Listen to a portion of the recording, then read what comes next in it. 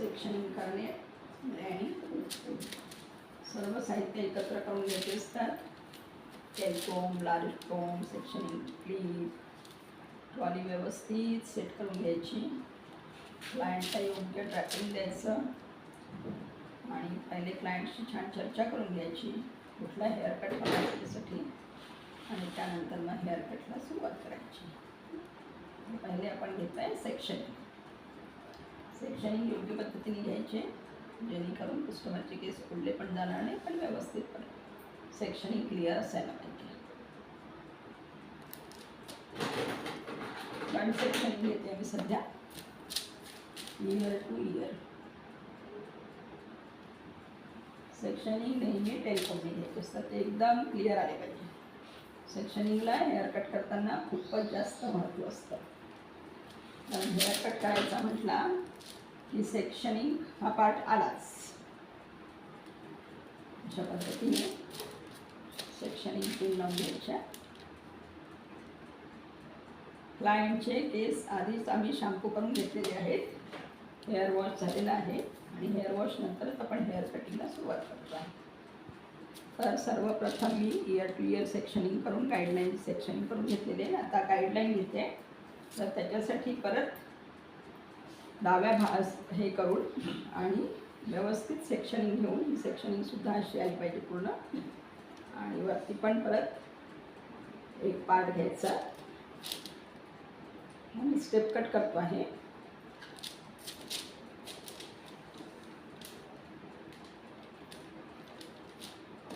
सर्वप्रथम गाईडलाईन घ्यायची असते. कुठलाही हेअरकट करताना गाईडलाईनला खूप महत्त्व असतं.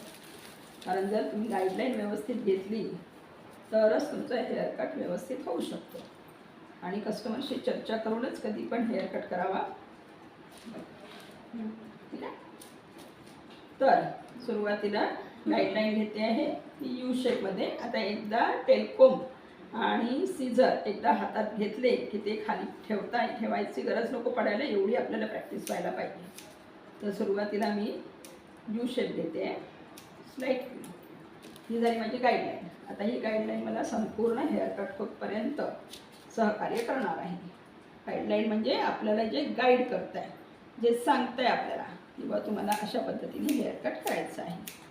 तर आता मी स्लाइट यू घेते आहे. एकदम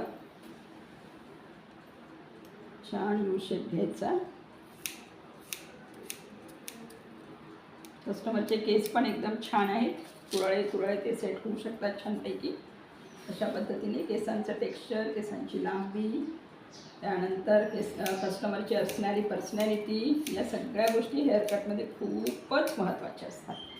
जर तुम्ही हेअरकट केला आणि त्याला मेंटेन नाही केलं तर तो हेअरकट तुम्हाला व्यवस्थित शोभणार नाही आणि त्याचं मेंटेनन्स पण व्यवस्थित करणं आवश्यक असतं. आता मी यू कट केलेला आहे, ही गाईडलाईन घेतली आहे. आता ही गाईडलाईन मला इकडे सुद्धा सपोर्टिव्ह आहे. तर त्या साईडनी बोट या अँगलनी घेतले होते, आता या साईडनी या अँगलनी घेणार फिंगर्स माझे.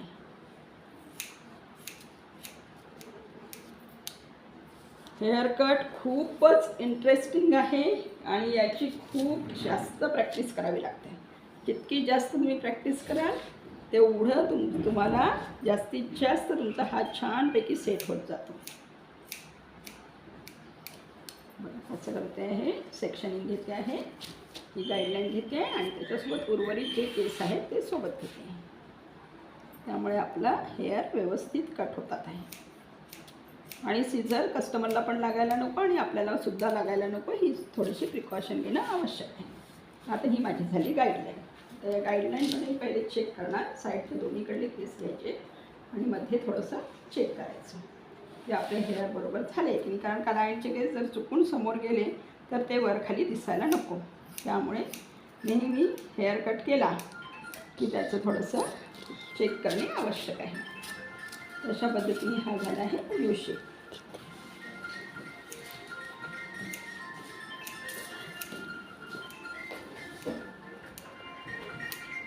आता ही गाईडलाईन आपल्याला सपोर्टिव्ह आहे. त्यानंतर मी अजून एक सेक्शन घेते आहे.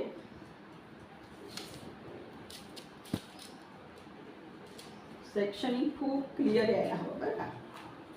एकदम इकडनं असा घेतला की इकडे बरोबर क्राऊन एरियामध्ये सेक्शनिंग क्लिअर आलं पाहिजे.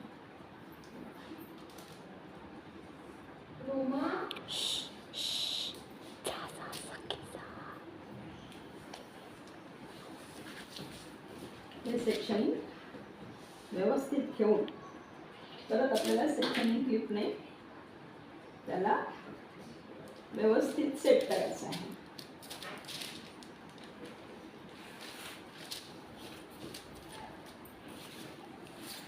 आता आपण ही घेतो आहे, गाईडलाईन घेतलेलीच होती ऑलरेडी.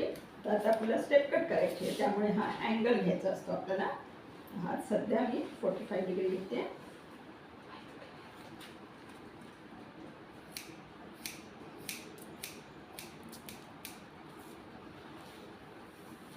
हेअर कट करताना अँगल सुद्धा लक्षात ठेवावं लागतात आणि आपल्या डायरेक्शन सुद्धा चेंज करावं लागतं.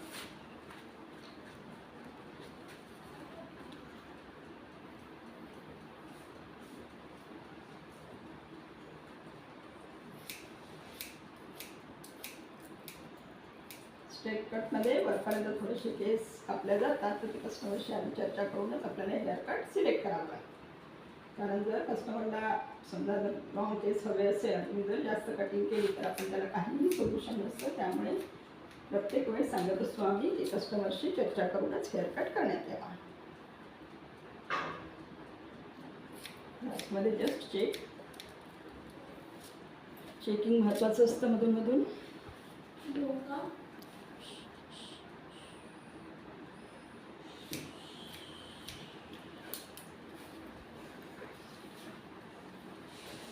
हेअर कटची तुम्ही जितकी जास्त प्रॅक्टिस कराल, जितके वेळा हेअर कट कराल, तितके वेळा तुम्हाला हात आणि सिन्सर कोम सगळं सपोर्टिव्ह राहतं. त्याच्यासाठी वारंवार प्रॅक्टिस करावी लागते. एकदम हेअर कट पॉसिबलच नाही. आज जे माझं दिसतं आहे कोम, टेलकोम and sincere at a time माझ्या हातात आहे. आणि हा जो भाग असतो हा खास मला असं वाटते गॉडने पार्लरवाल्यांना टेलकोम होण्यासाठीच दिलेला असावा असं मला वाटतं आहे. कारण की त्यामुळे ते आपला कोम जो असतो तो व्यवस्थित हातात राहू शकतो.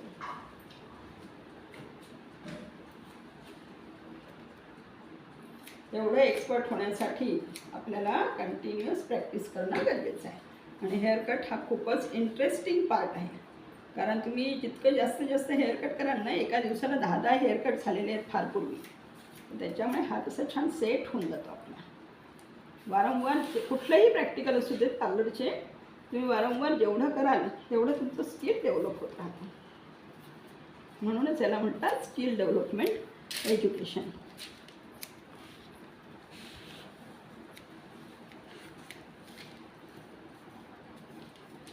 त्यानंतर आपण लास्टवाली स्टेप घेतो आहे. कारण काही शॉर्ट नको आहे हेअर, त्यामुळे थोडंसं आपण 3 स्टेप्स घेतो आहे. केस ओढले जाणार नाही याची सतत काळजी घ्यायची. अगदी प्रेमाने हात फिरवायचा. हा टेलकोम असा घ्यायचा आणि हात वरून असं छान घ्यायचा अगदी हलक्या हाताने. नाहीतर कस्टमरचे केस जर ओढल्या गेले तर जरा त्रास होऊ शकतो. सेक्शनिंग घेतायचे प्रत्येक वेळेस. Angle change.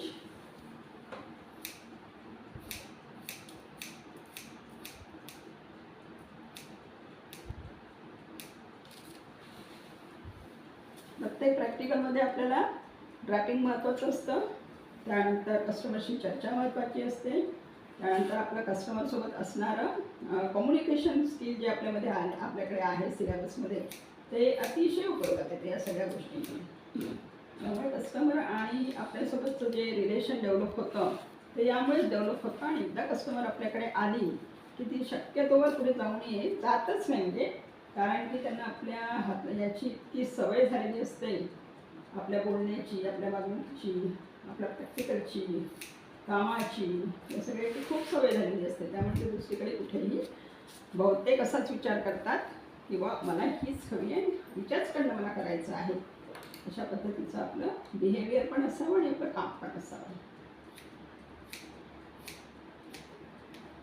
मला हे काम करता करता आता 36 वर्ष झालेली आहेत.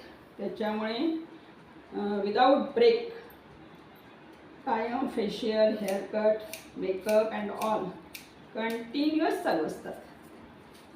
तर त्याच्यामध्ये बाबा कसं काय तुमचं स्किल डेव्हलप झालं, तर हे फक्त आपली कमाल असते ती आपल्या नियमिततेची आणि आपल्या कामाची, आपल्या सरावाची, त्याच्यासोबत असणारा आपला प्रामाणिकपणा छानपैकी, आणि त्यातनं जो आनंद मिळतो तो एक वेगळाच असतो. कारण त्याचा आउटपुट जे रिझल्ट जो दिसतो तो एकदम छान असतो कायम. त्यामुळे प्रत्येक विद्यार्थिनीने जेवढी शक्य आहे तेवढी प्रॅक्टिस सतत करत राहावी. कॉस्मेटॉलॉजी ट्रेडमध्ये कधीही कंटाळा करून चालत नाही. आळशीपणा तर अजिबात नसावा.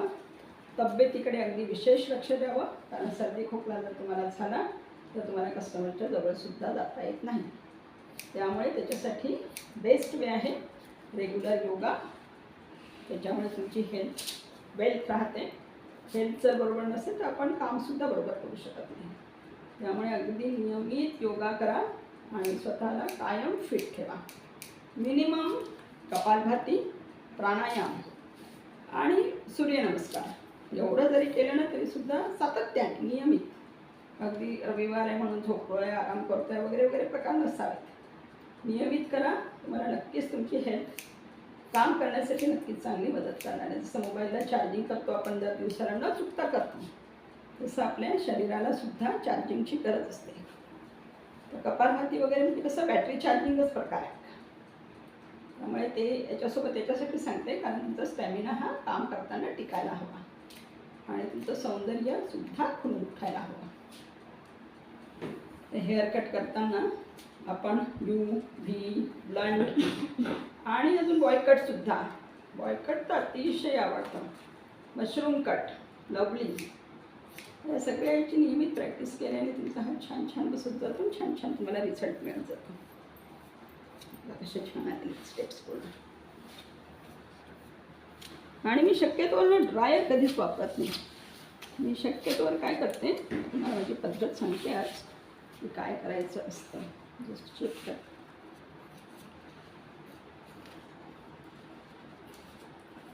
थोडे 1-2 केस कधी कधी राहू शकतात, ते लास्टमध्ये थोडे चेक करून घ्यायचे.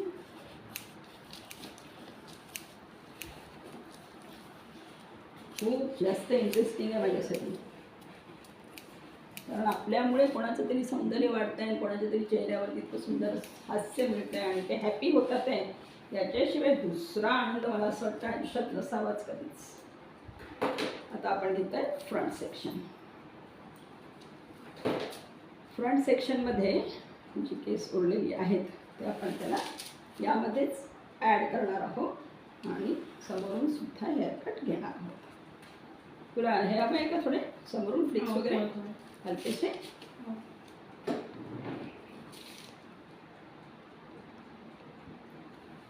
एकदम फ्रंट इयर हेअरलाईन घेते मी. समोरच्या कानाची पाळी जी असते त्याला घेते.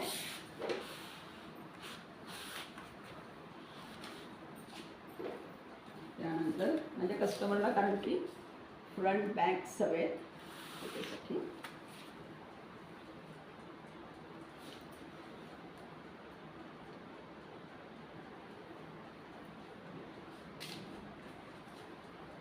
हे सुद्धा बरोबर आलं पाहिजे व्यवस्थित. हां,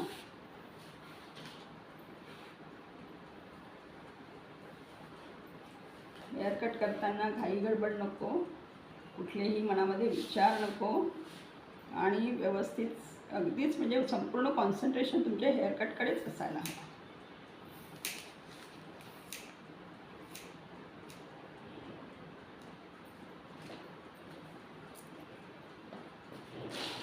माझं सर्वात आवडता प्रकार आहे हेअरकट. फार आवडतं, सातत्याने करायला आवडतं, कायम करायला आवडतं.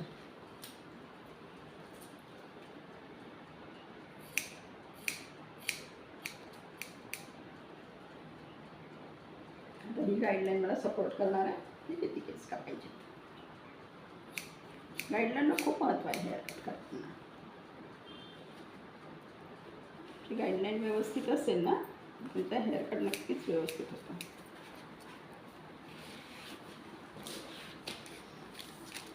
तुम्हाला डिरेक्शन चेंज करणं आवश्यक आहे प्रत्येक वेळेस, कारण की हेअरकट करताना असं एकाच ठिकाणी उभं राहून पॉसिबल नाही आहे. केसांची जी डिरेक्शन असेल त्याच डिरेक्शनने तुम्हाला मूव्ह करावं लागतं स्वतःला सुद्धा. मुद्दाम कस्टमरच्या चेहऱ्यावर केस पडू नये याच्यासाठी म्हणून बॅक साईडला घेते. आणि कस्टमरला कैची लागणार नाही, कोंब लागणार नाही, सीझर लागणार नाही. त्याची कायमच म्हणजे प्रिकॉशन घेणं खूप गरजेचं आहे. स्वतःला पण नको लागेल आणि कस्टमरला कुठली दुखापत नको व्हायला. कारण कस्टमर आपलं दैवत आहे, त्याच्यामुळे आपलं संपूर्ण आयुष्य सुंदर जात असतं. तर लास्ट चेक करते आहे बॅक साईड. मला फ्रंट हेअरकटसुद्धा झालेला आहे.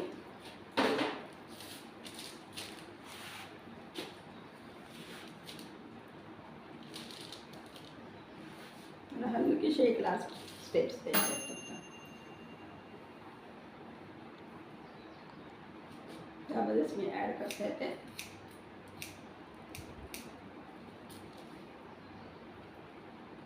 तुमच्याही लक्षात येत असेल की हेअरकट किती कमी वेळात आणि किती छान होऊ शकतो.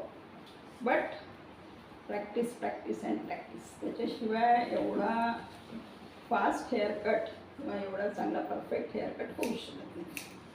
त्यामुळे विद्यार्थिनींनो लक्षात घ्या की कुठलंही काम करायला कधीही कंटाळा करू नका. कायम रेडी असावे पार्लरच्या कामासाठी.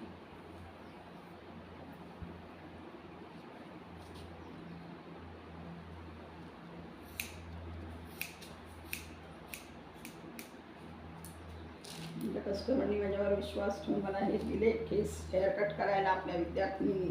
तेच एक फार मोठी गोष्ट असते आपली.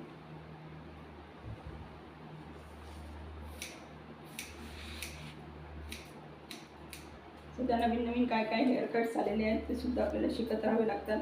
फार थोड्या थोड्याफार प्रमाणात अंतर आहे. असं काही खूप असं आहे तसं आहे असं काही नाही आहे. पण आता ते थोडंसं ट्रेंड चेंज होत राहतो. नवीन नवीन पद्धतीचे हेअरकट्स येत राहतात. ते आपण सतत ते शिकत राहायला पाहिजे. सतत करून बघत राहायला पाहिजे. तेव्हाच कुठे तुम्हाला त्याचं आउटपुट दिसेल. आणि नियमितच करावं लागतं हेअरकट प्रॅक्टिस म्हणजे.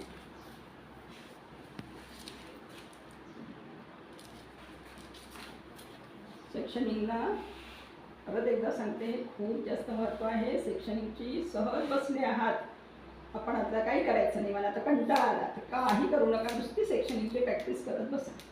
कारण सेक्शनिंग इतकं इझिली क्लिअर येतच नाही. त्याच्यासाठी सतत असं करत राहावं लागतं. आणि कस्टमरला कोंब रुतणार नाही याची पण काळजी घेते सोबत.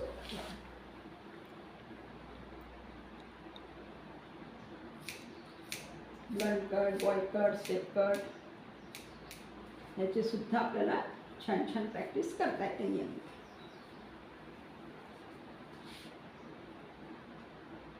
प्रत्येकाची आपली आपली आवड असते. ज्याला जो कोणतं प्रॅक्टिकल आवडत असेल त्याच्यामध्ये अगदी वैशिष्ट्यपूर्ण पण पूर्ण डीप स्टडी करूनच ते करायला पाहिजे. कुठे पण आपल्याला येत आहे म्हणून काहीतरी करायचं अशा पद्धतीचं नसावं. कारण की समोरच्याचं संपूर्ण पर्सनॅलिटी तुमच्यासमोर असते आणि त्यांनी विश्वासाने तुमच्याकडे सगळं करायचं ठरवलेलं असतं. त्यामुळे आपलं काम कायम व्यवस्थित होईल, परफेक्ट होईल याची नेहमीच प्रिकॉशन घ्यायची आपल्याला.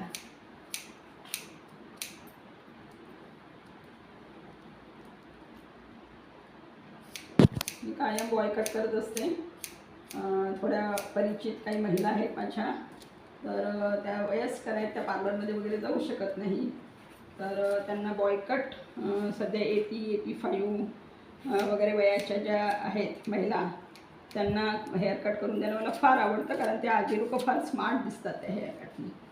त्यामुळे त्यांना सतत करून देत असल्यामुळे ती प्रॅक्टिस माझी व्यवस्थित राहिलेली आहे. बॉय कट खूप सुंदर दिसतो त्या वयामध्ये. प्रत्येक एक वय असतं, त्या वयामध्ये ते, आणि कलर वगैरे लावायचा नसतो. ते पांढरे केस हवे असतात आणि त्याच्यामध्ये तो कट करायचा असतो. त्या सुंदर दिसतात त्या आजा एकदम खुश दिसले की मग मी सुद्धा खूप खुश होते आणि त्यामुळे मी पण हॅपी राहते, मी पण हेल्दी राहते. आणि त्यांच्या अर्थातच आपल्याला शुभेच्छासुद्धा मिळतात आजींच्या.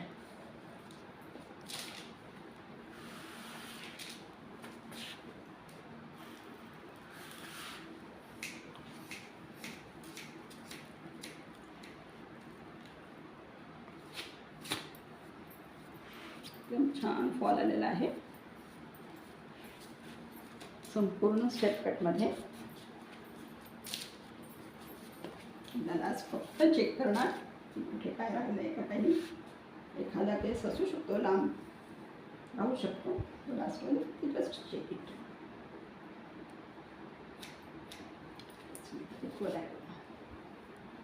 तुम्ही बघू शकता हेअर कट किती क्लिअर आणि सुंदर झालेला आहे. पहिले मी गाईडलाईन घेतली होती त्यामुळे एकदम सपोर्टिव्ह आणि व्यवस्थित राहिलेलं आहे. आता बघा लास्टमध्ये चेक करते आहे, कुठलेही केस असे खालीवर नाही, एकच संघ आहे सगळे.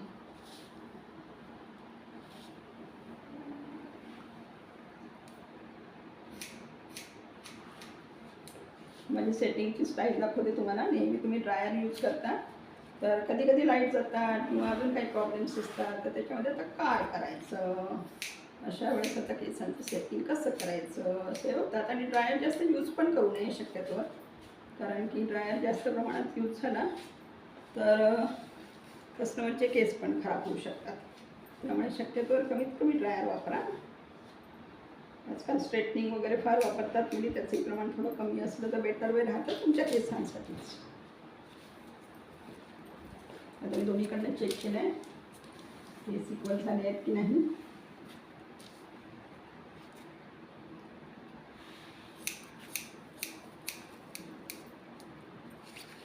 बघा बघू शकतो आपण दोन्हीकडनं इक्वल आलेले आहेत पूर्णपणे. आणि समोरून पण तुम्ही बघू शकता हे सुद्धा मी घेतले, जे सेक्शनिंग घेतलेले होते ते सुद्धा इक्वल आलेले आहेत. तर आता मी केसांचं सेटिंग करणार आणि कस्टमरला विचारणार how you feel now.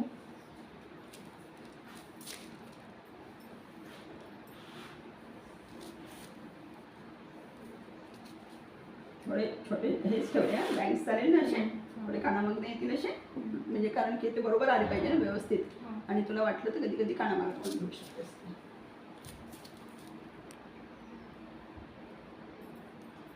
Sectioning क्लायंटला जसं हवं आहे तसं तर सेटिंग करतो आपण. आणि लास्टमध्ये मला फक्त एवढंच सांगायचं आहे तुम्हाला, मी आता सिझर ठेवणार. सिझर आणि कोमचं काम झालेलं आहे आणि केसांना मला सेट करायचं आहे, म्हणजे आउटवर्ड डायरेक्शननी करायचं आहे. तर त्याला मी काय करते, कोम वरतून घेते आणि फक्त हात असा वरून फिरवते. तुमचे केस अगदी ड्रायरसारखे सेट होतात व्यवस्थित. पण याला पण प्रॅक्टिस हवी असते, कारण कोणी पण असं इतक्या छान पद्धतीने सेटिंग, मला जरा ड्रायर वगैरे यूज करायला फारसं आवडत नाही. आणि केस पण सेट करून द्यायचे असतात. मग त्या याच्यामध्ये आता आमच्या इन्स्टिट्यूटचे पण लाईट दिलेले आहेत बघा. आता यावेळेस कसं करणार कस्टमरला, म्हणून ही सुद्धा पद्धत तुम्ही हेअर सेट करण्यासाठी वापरू शकता.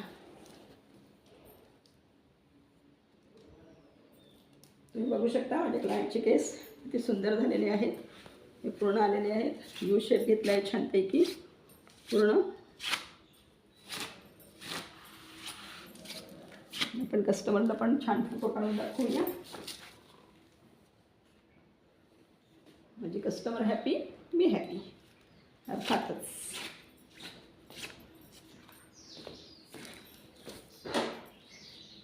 काही वाटत असेल तर जस्ट अशी सीझर एक हे करायची आपल्याला, वाटलं थोडंसं काही असेल एखाद वेळेस तरच, नाही तर काही गरज नाही आहे. तर अशा पद्धतीने हा स्टेप कट केला जातो.